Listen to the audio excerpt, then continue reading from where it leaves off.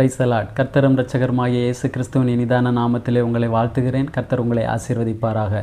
இந்த இனிய நாளை காண செய்த தேவாதி தேவனுக்கு ஸ்தோத்திரம் உண்டாவதாக. நீதிமொழிகள் புஸ்தகம் 28வது அதிகாரம் 20வது வசனம்.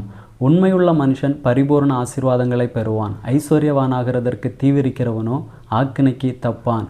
இங்கே சொல்லப்பட்டிருக்கிறது உண்மையுள்ள மனுஷன் பரிபூரண ஆசீர்வாதங்களை பெறுவான் என்று. நமக்கு கொடுக்கப்பட்டவைகளில் நாம் உண்மையுள்ளவர்களாக இருக்க வேண்டும். வேலையானாலும் சரி, கொடுக்கப்பட்ட கிருபைகளானாலும் சரி, எல்லாவற்றிலையுமே நாம் உண்மையுள்ளவர்களாக இருக்கும் பொழுது கர்த்தர் நமக்கு பரிபூரண ஆசீர்வாதங்களை தருவார். யோசேப்பை குறித்து வேதத்திலே வாசிக்கும் பொழுது, யோசேப்பு எகிப்து தேசத்திற்கு அடிமையாக கொண்டு போகப்பட்ட நாட்களிலே அங்கே போத்திபாருடைய வீட்டிலே வேலைக்காரனாக இருக்கும் பொழுது போத்திபாருக்கு உண்மையாக இருக்கிறார். போத்திபார் கொடுத்த அந்த வேலையிலும் உண்மையாக இருக்கிறார்.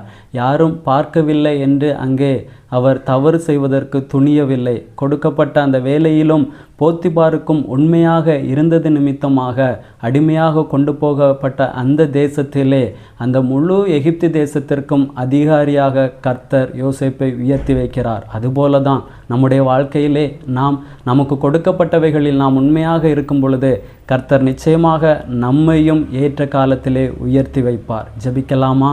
நல்ல தகப்பனே, அப்பா, நீர் எங்களோடு பேசின வார்த்தைக்காக நன்றி. நாங்கள் எல்லா சூழ்நிலையிலும் உண்மையுள்ளவர்களாக இருக்க கர்த்தருங்களுக்கு உதவி செய்வீராக. உண்மையுள்ள மனுஷன் பரிபூர்ண ஆசீர்வாதங்களை பெறுவான் என்று வாசிக்கிறோம் ஐயா. நாங்கள் உண்மையாக இருந்து பரிபூர்ண ஆசீர்வாதங்களை பெற்றுக்கொள்ள கர்த்தருங்களுக்கு நல்ல கிருபைகளை தந்தருள்வீராக. இயேசுவின் நாமத்தினால் ஜெபிக்கிறோம் நல்ல பிதாவே, ஆமேன். God bless you.